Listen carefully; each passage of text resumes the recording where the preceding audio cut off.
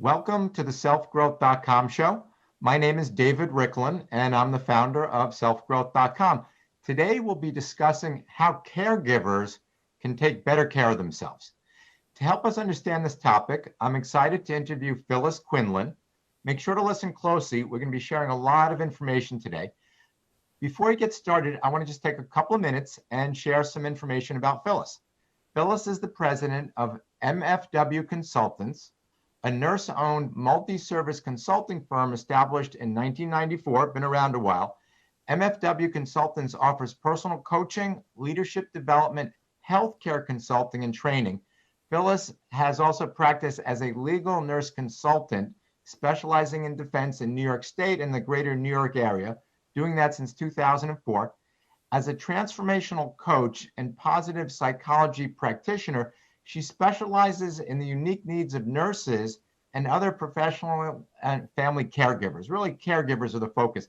She's devoted to working with clients struggling with the emotional impact of caregiver fatigue, the challenges of career transition, and those trying to maintain their joy in being a professional caregiver. She specializes in working with healthcare leaders in building and sustaining health work environments. Phyllis is the career coach for the Association of Perioperative Nurses and collaborates with 3M Healthcare in offering professional development and opportunities for nurses across the country. She's sought after as a speaker and lecturer who's known for delivering compelling keynote presentations. She's authored a number of books. I want to share a couple of those with you. One is Rediscovering the Joy of Being a Nurse. Another is The Delicate Balance, a mindful approach to self-care for professional and family caregivers, and bringing shadow behavior into the light of day, understanding and effectively managing bullying and incivility in healthcare. A lot of things she's been involved with. And I suggest you write down her website. She's going to be sharing a lot of information, and the best way to get in touch with her is going to be the website. And it's MFW, so MFWconsultants.com. At this point, I want to jump in. Phyllis, welcome to our show. Thank you, David. Pleasure to be here. All right. Well, a lot of stuff we want to cover, so I'm going to jump right in. We're talking about caregivers. So why is it so hard to be a caregiver? Well, it depends on which type of caregiver you are. So I deal basically with two categories, if you will, of caregiving. The first is your professional caregivers, which are your physicians, your nurses, nurse practitioners, right. Physician assistants, social workers, first responders. You know, when they decided to become caregivers, it really was their choice. They went to school for it. They prepared for it. Many will tell you they decided long ago when they were, perhaps children or even teenagers that this is what they wanted to do with their lives. The piece there is they never foresaw some of the challenges to actually being a caregiver versus being an administrator of a lot of situations. So there are organizational cultures. Some of them are very healthy and some of them are toxic. There is all sorts of government regulations about the model of care and how we're going to pay for it. Right. So you need to know, and perhaps they did not foresee having to work with Medicare, Medicaid, the Affordable Care Act, and Lord knows what comes up next. So they really never never got their arms around the reimbursement pieces. There are tons and tons and tons of codes of federal regulation. It's easier to put together and take apart a nuclear weapon than it is to get through a Department of Health survey. So the agency oversight can be just, formidable. And it certainly then, takes their focus away from their patients, and they wind up having to focus more on paperwork and compliance. And it can be draining. It can be absolutely draining. So they often then, will lose sight of the need for caring for themselves while they're caring for others. That's probably their biggest challenge. Okay, that makes sense. So those are the professional caregivers. Right. How about the people who've taken it on as part of their life? It's a parent, it's a child, it's somebody. Spouse. What are some of those challenges? Right. So, in these situations, the how you got to caregiving was extremely different. Most family caregivers never saw this coming. They never saw having to be a caregiver for a loved one on their path. They rarely have any actual training. Mhm. They may know things, they may have learned skills they were taught during discharge planning from a hospital, or maybe in the course of a visiting nurse visit. And they learned as they went, or perhaps they had someone who was a professional caregiver in the family kind of help them with, whatever was needed. Mhm.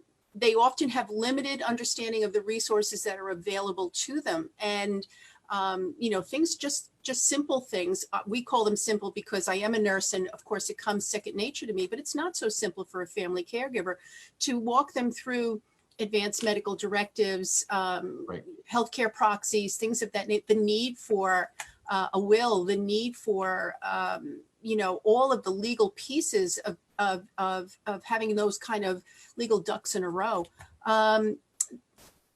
Many times, more times than you can imagine, they have to put their own lives on hold.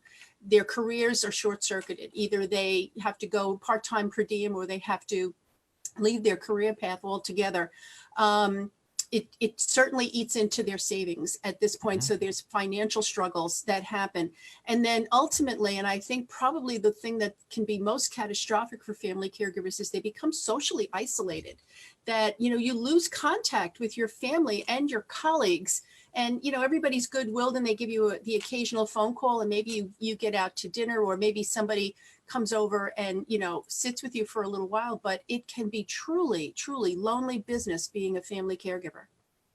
I could see that. So I had a little bit of that experience because I was the sandwich generation, older parents, young kids. My sister was probably the primary caregiver, but uh, definitely get a flavor for it. And there's a lot of stresses that go along with it. Yeah. So you mentioned some of them as you were going through kind of, and we'll look at caregivers as kind of professional people who've chosen profession, and people who've taken it on based on something that life has handed them. What are some of the stresses? And you mentioned a few of them. What are some of the other stresses in general being a caregiver?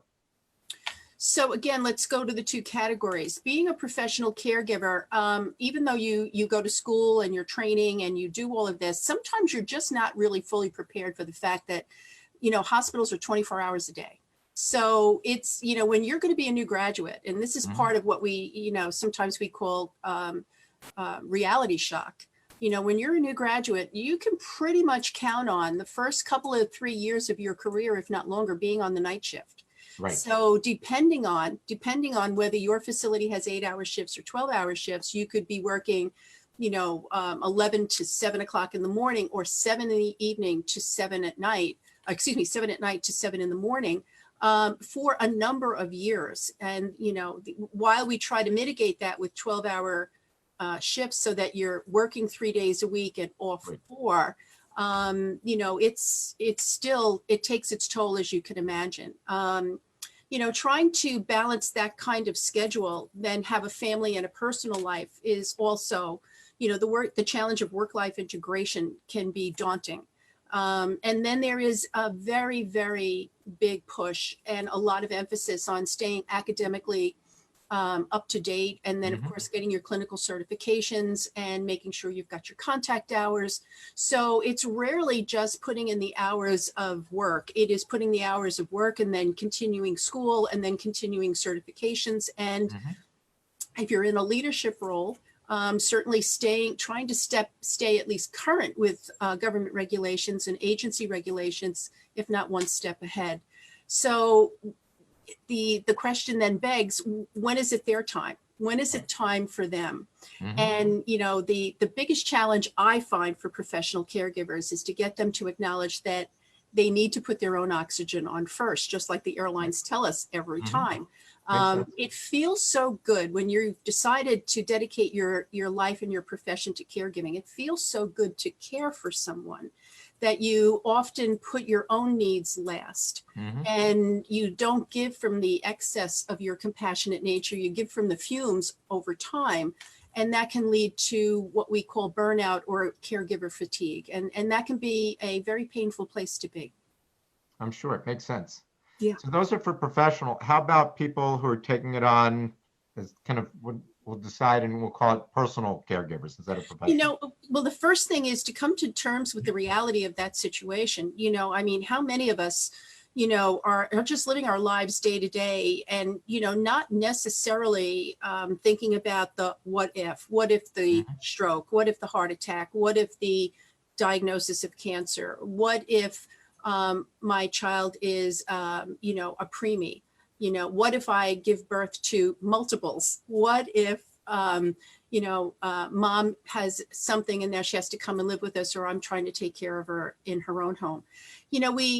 We go through our day-to-day lives, and you just don't see these things coming. So there is the initial response of denial, of this can't be happening, so there is a struggle to come to terms with what's going on. So I'll use one common example.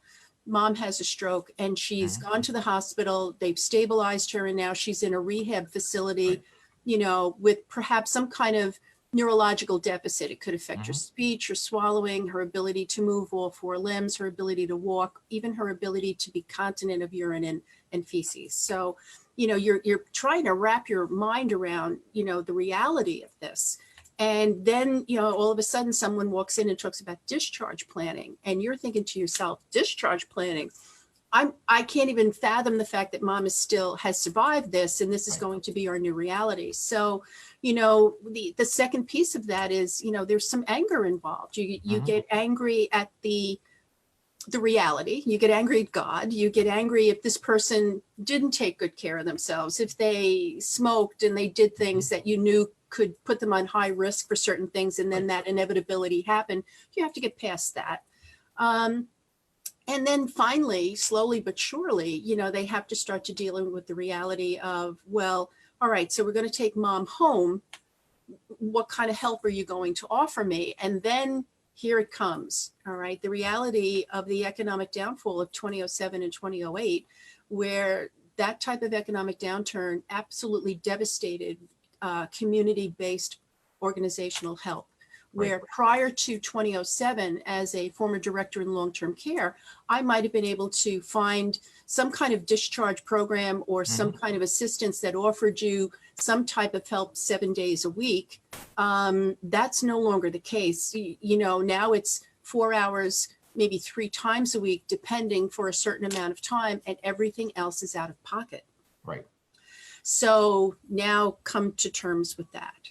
So it's and we haven't even talked about the emotional impact of your mom is no longer healthy, and maybe mom's resentful, and now we have to talk about doctor's appointments and where am I going to get this medicine? And oh, by the way, I have a full-time job and 2 kids.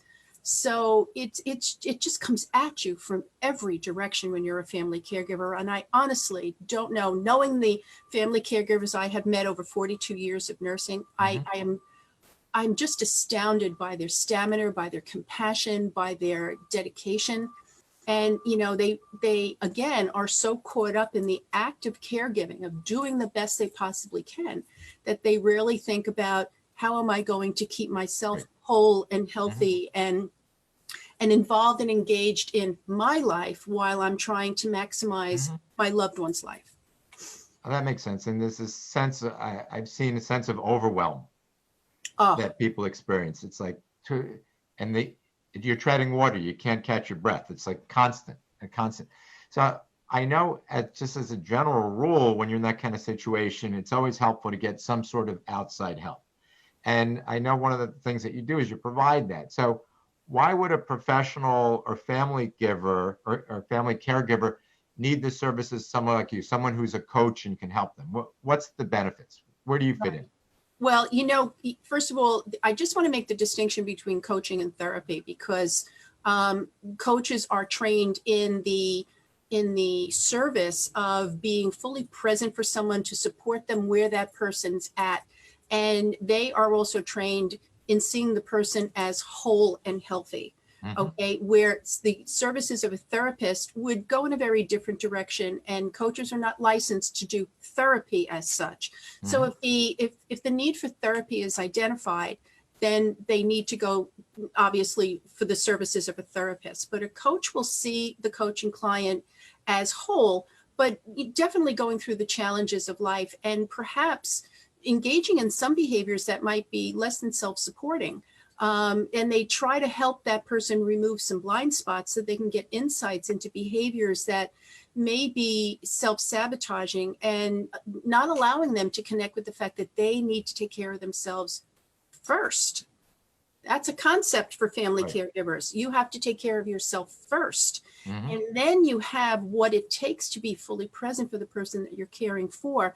So often we get that family caregivers and professional caregivers get that backwards in that, I take care of everybody else first. And then I have, I simply kind of exist on the fumes of what's left over. Right. And out of those fumes definitely comes on the darker side of your generous nature for caregiving will come self-sacrifice, will come the resentment and the frustration that self-sacrifice often brings.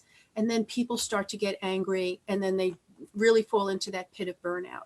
What a coach can do is offer a good set of non-judgmental, neutral ears that are just totally devoted to the caregiver. I am assuming mom's getting great care or whoever's getting great care. And I will listen to some of your concerns about that, but I am focused on you. How are you doing? What have you done for yourself lately? Mhm. You tell me that, you've been smoking an awful lot. Let's talk about that. How are you doing with your smoking? Those types of things, and really trying to raise your self-awareness about behaviors that can be supportive and you want to strengthen, and then some behaviors that you might have some blind spots to that are actually undermining your good nature and not serving you in the way they should.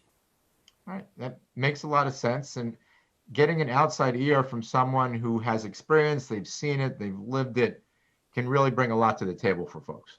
And So, that's true. That's true. I have been a nurse for 42 years and I was blessed to have parents for a long time. And I was equally blessed, to have a sister who stood with me while we got our parents to a peaceful death and at home. And it was challenging to say the least. And I was a nurse, right. I knew how to navigate things. And there were still times that, Mhm. the challenges you don't anticipate. You don't anticipate having to have a discussion with your father about taking away his driver's license. No.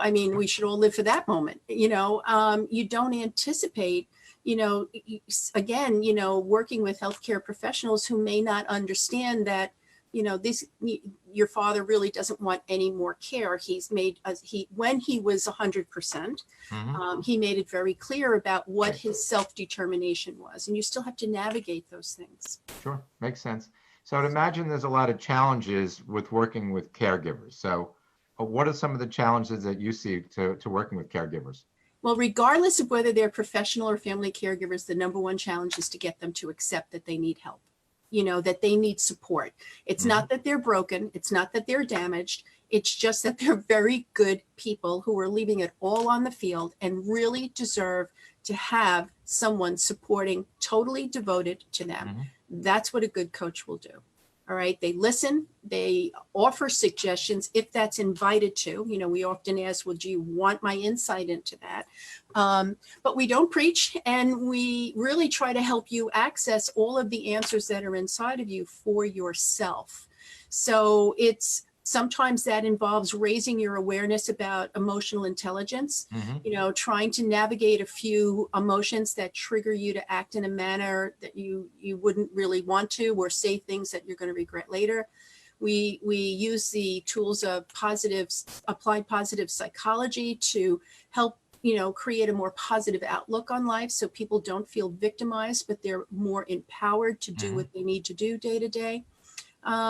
So it's things like that you might be able to also make suggestions about Mhm. resources and steer people, family caregivers, into resources, and then work with professional caregivers, especially the leadership division of professional caregiving, into creating healthier work environments that would support the caregiver's work, even though the reality of these regulatory agencies and Mhm. electronic medical records and having to do more with less, are things that will not go away. It just helps you gain the inner strength Mhm. so that the stress may be the same and even more, but you are better prepared to manage that strength day to day and not feel so exhausted at that end of the day. Right. What's interesting is that I think a lot of people inherently, they know they need help. They're struggling. It's difficult, but it's a matter of prioritizing. And if they continue to make other people their priority over them, which I think is what happens for a lot of people, it's going to catch up with you. You're going to get burnt out. And I think people need to realize, you're saying, the whole analogy of, put the oxygen mask on first. Mm-hmm. If you want to serve people, whoever it is you want to serve, you need to be taking care of yourself. And it sounds like the same thing in terms of making a decision, whether you need someone to work with. That, yes, I need some outside help to do that. So I get that as kind of a first challenge. It is a first challenge. And, when it comes to family caregiving, and especially if the caregiving role is kind of creeping up on you, you're anticipating becoming more and more involved as a family caregiver, because now mom's living alone. She's retired. She's got a little bit of this and a little bit of that. And all of a sudden you realize that she might be struggling a little bit with some memory loss, but she's still not completely, but perhaps very functional. So, she wants to live on her own, and rightly so. And the stress is really like you're waiting for the other shoe to drop. What am I going to do if? What am I going to do when mom does? What if mom falls? And then, of course, we can certainly offer support and offer care. That doesn't mean that the person that you are trying to care for is accepting of that care. And, they're depending on the relationship that people have had as they were growing up, the dynamics of the families, that always adds an extra layer. Not everybody sees your desire to be supportive as good-natured benevolence. Sometimes they see it as interference or disrespect, and you're struggling with that. And, it sounds like there's a real no-win scenario here, and very little, pros. It's extremely challenging. And again, to be able to sit with a coach and sort through some of those feelings so that they don't stack on you and they don't distance you from your compassionate nature is often very helpful. Right. Can you take us through the coaching process? How does coaching work? Is there a set process that you typically use when you're working with people? Sure. So, coaching is voluntary. All right. So, you're going to reach out to the coach, whether that coach is, in a healthcare organization coaching the staff, or whether, they're a private coach and professional caregivers are seeking their services. So coaching is voluntary, and coaching is driven by the person being coached. So there's no prescriptive there. There is nothing that says, well, here's the methodology. That's a one size fits all. Coaching is very flexible and fluid, and it's customized for what that person needs. So perhaps someone needs to, every other week, they just need to sit and have a cup of coffee and Zoom with someone or be on the phone with someone and just, let it all out. They decide, the person being coached decides, what are we going to talk about? They decide how often those sessions are going to happen, the length of those sessions, and really when the sessions are done, with the option of, if I want to call you next year, can I?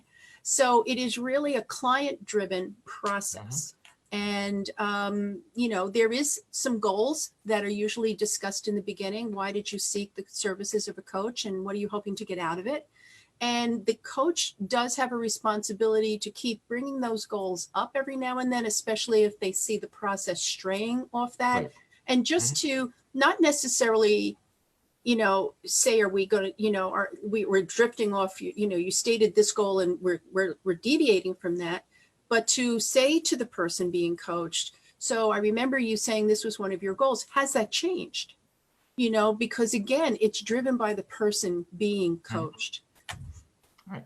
Now, for people who are listening, can you share your website again for people who want to get in touch with you, get more information? Sure. So my website is M as in Michael, F as in Frank, W as in William, mfwconsultants.com. And you can go to my website. And I also invite you to go to my website and go to the homepage and then click on any of the icons that are there to follow me on my social media sites. So I am on Facebook, I am on Tumblr, Instagram, Twitter, and I have a YouTube channel.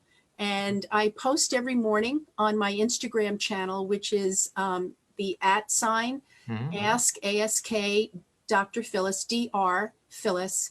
And I post a daily dose of resilience message for all of my followers to kind of get them to positively start their day. I like it. So relative to coaching, what are some of the common reasons? And I think you talked about some of them, but what are the primary reasons why caregivers are going to seek out your services? Unfortunately, it's because the wheels have started to come off. Okay. And that's usually the primary reason. Their backs are up against the wall. And as I shared with you, caregivers are reluctant to put their own needs first and seek care for themselves. So it's usually when they start to feel that their personal life is starting to crash and burn. Perhaps if they're professional caregivers, their career has gone off track. And if they're family caregivers who have been able to keep their career, there's definitely some feedback from individuals who they report to that, you're showing up a little bit tired. We see the stress and strain, or perhaps they're getting feedback from friends and family that, we see your energy and it's really starting to take a toll. So hopefully before there is an ultimate crash and burn type of situation, they would say to themselves, I'm worthy of this. And I really want to share this piece, David. When you have the generosity of heart to step up to be a caregiver, whether you choose that for your life and profession as a professional caregiver, or you meet the challenges that the universe puts on your path that you never saw coming, when you are the type of soul that can step up and say, yes, I will, and yes, I can, and then deliver on those promises, you're an extraordinary individual who deserves to be cared for, to always have somebody in their corner to remind them of their worth, their value, to help keep their spirit whole. And for any kind of caregiver, professional or family caregiver, to lose connection with just how extraordinary they are is really a sin. So that's really the mission I have with my coaching practice. All right. Well, one of the ways I've seen people mention this to me before, it's almost like it's a gift that they're giving themselves. It's exactly right. They know they need the help, and it's always, how can I help? How can I help someone else? What I need to do for somebody else? And at times you need to take care of yourself, and it's a gift that you're giving yourself. So I just want to urge folks, if you're at that point, the stress is there, some of the challenges, it's definitely worth reaching out to Phyllis, find out how she can help. What are some of the things that she can do? So what are some of the tools that coaches use? You talked a little bit about the process. Are there some specific tools that you use when working with clients? There are. You'd want to pick a coach who is certified in what they're doing. So they're not doing coaching by Bob, so to speak. You know what I mean? That they actually went to school and went through a multiple month or year-long process of learning, fundamental coaching techniques. That's number one. Number two is some of the tools that we use. I specifically lean into the competencies of emotional intelligence. So there are 4 competencies for that: to be self-aware, which is the gateway competency and probably the most difficult competency to master, to really know yourself, to know what triggers you and what sustains you. Self-management, how to respond when you're triggered in a manner that you would be proud of and happy with. And then there are social awarenesses, how to act in groups.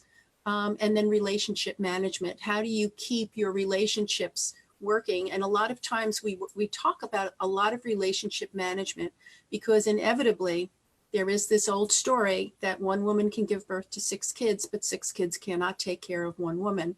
So that you find yourself as the designated caregiver and you've got these siblings and, everybody's busy, everybody's this, and no one's stepping up like you are. So how do you keep those relationships alive if you choose to? That's a skill that a lot of times family caregivers really need to work on. So that's part of it. The other piece is applied positive psychology. And I think that probably the biggest 2 tools that I offer for that is really a practice of gratitude. And, even on your darkest day, there is something to be grateful for. Even if it's only that you acknowledge you had the generosity of heart to step up and do the work. And And that's so important because we're wired for negativity. Our fight and flight and our sense of survival makes us see the negative in things. And, like I say, waiting for the other shoe to drop, or, you start to think negatively before you would think positively. So working with someone to develop a positive attitude, a positive mindset, see the grateful. And, it's funny when you start, thinking about and acknowledging things that you're grateful for, more things to be grateful for show up in your life. And I also teach mindfulness. So that is one great way I feel that people can use to kind of settle themselves. To be able to have a mindful moment. You don't have to sit on a chair or a cushion on a floor, or be in a temple to meditate or to practice mindfulness. You can actually just sit at your kitchen table and learn how to take a couple of deep breaths that then work with your body to slow everything down, so that in a moment when you feel like you're at the edge of things and you just looking for some relief, you can bring all of your physiological pieces down and quiet your blood pressure, your breathing, your heart rate. And then because that epinephrine is no longer surging through your body, you can start to see things more clearly. So these are great tools that people can be taught how to access themselves. And again, coaching is not talking about how broken you are. Coaching is talking about where do we get you so that you are so empowered that you feel as though you no longer need the services of a coach. It's all about empowerment. Well, the three areas you mentioned, emotional intelligence, the applied positive psychology, and mindfulness, what I like about all three of those is also a lot of science behind Yes. the effectiveness of those tools and where they work. So I like the fact that you're incorporating those while you're working with people. Yeah, the science is robust. In fact, many of the schools of medicine now, especially I think it's Harvard School of Medicine, Massachusetts General Hospital, they all have divisions now of mindfulness. John Kabat-Zinn, who is one of the leaders in mindfulness training, is up in Massachusetts leading a whole institute for that. We're starting to, some of the regulatory agencies are now actually realizing that burnout is an issue with professional caregivers. And of course, we have all the issues with, post-traumatic stress and dealing with things. So they're starting to say, well, if we're going to keep a healthy workforce in healthcare, maybe we need to start offering them these kinds of tools and maybe even the coaches to help them get there. All right. Can you touch a little bit? So emotional intelligence is an interesting topic category. One of the things that it does, it helps build resilience. And resilience is really important, especially under the stress for caregivers. Can you elaborate a bit more on how developing emotional intelligence really helps build resilience? Yeah. So I think the key competency of emotional intelligence, which is the first one, self-awareness, it's the most difficult competency to master, but if you can start to get your arms around it, so many other things fall into place. So, many of us, and especially when you're stressed, you do things and you say things that under other circumstances you would have more self-control not to. So when we say is that you've been triggered by an emotion, triggered to respond in a way, and often, maybe react in a way is a better word. So, you've been hours trying to get on a phone to a provider and then you get on the phone and you find out you can't get an appointment for a month, and now you lose it, it really depletes you when you respond inappropriately and then have anger, remorse, or regret following that. Then the situation is still there and you feel that much more drained because you have responded in a manner that is depleting and not empowering. When you work with self-awareness, you become aware of things that trigger you so that going into this. For instance, when I used to have to try to get my dad's meds at the VA, every month I would have to call to make sure he got the next month's package of his medications from the VA. If you've ever gotten on the phone with the VA, it can be a torment. Okay. Yeah. So in the beginning, I would get angry and then I would realize, well, this is not changing. Okay. So the only thing that can change is me. So leaning into my self-awareness, I would be that much more willing to say, okay, I've got to talk to the VA. Let me get things off my desk. Let me get a sandwich. Let me get a cup of coffee. I'm going to sit here. I'm going to be playing the VA game. And it was the way that I self-managed myself so that things didn't torment me and deplete me. And then when I was finished jumping through those hoops, I could go on with the rest of my day, not feeling like I had to lay down because I just left it all on the phone. So self-awareness, really helps you discover where do your emotions lead you or mislead you? Where are your frustrations, and are there better ways around them? Instead of getting angry at souls, maybe it's time to build those relationships. And it really makes you aware, and that training can also help you get the tools to be able to quiet yourself, think through a situation as opposed to feel through a situation. So again, that you're feeling empowered and not depleted. Right. And I would imagine in control versus out of control. Right. And I'll be very honest with you, I have met very few professional and or family caregivers that aren't somewhat control freaks. They have to be. The amount of responsibility and accountability that is on their shoulders is crushing. Sure. So when you say to them, well, you're such a control freak, you should say thank you, because they're really keeping all the plates in the air. And no one else is stepping up to take a plate. You know what I mean? So if I'm a little controlling, you're welcome. I'm taking care of this one, I'm taking care of that one, or I'm doing whatever. So there's a piece about being controlling, and there's a piece about then being out of control. And really the self-awareness reduces the risk that you're going to feel out of control, which is not only disappointing, but depleting. It just makes you feel like you can't do anything right. And again, these are souls who are so wonderful, so generous, so caring, and they should be, really held up there for everyone to see and be grateful for. All right. I want to touch on a different topic. I know you also work with healthcare leaders in creating healthy workplaces. Can you tell us just a little bit about what you do there? So, we talked in the beginning about professional caregivers and never expecting to see how political healthcare organizations can be. The amount of rules and regulations, trying to work with an electronic medical record. I think if every one of us could pick up that computer and throw it out a window, we would take that advantage of that opportunity. And of course there are interprofessional teams. So, are the doctors and the nurses working well? Is pharmacy serving, are the social workers feeling like they're the forgotten caregiver? There are all bits and pieces of the dynamics that happen within an organization. What I really like to do is work with healthcare leaders to take a good look at, in a positive way, what's going on in either their individual units or their individual departments. So in creating a healthy work environment, you want to look at the pillars of what creates a healthy work environment. And then you want to take a positive psychology approach, which is known as appreciative inquiry, to do a drill down on some of those elements. So for instance, one of the key elements of a healthy work environment is to have skilled communication. So if you get a group of people in a room, the end users, the people the staff in your unit, and you talk about what's working well with our communication, you'll find, probably surprisingly, that a lot is working well. And then you say to them, well, if you had a dream, what would communication in this particular unit or division look like?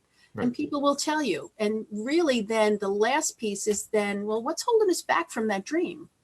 And that conversation then will probably identify barriers and people that are standing in the way of living the dream of communication on a particular unit.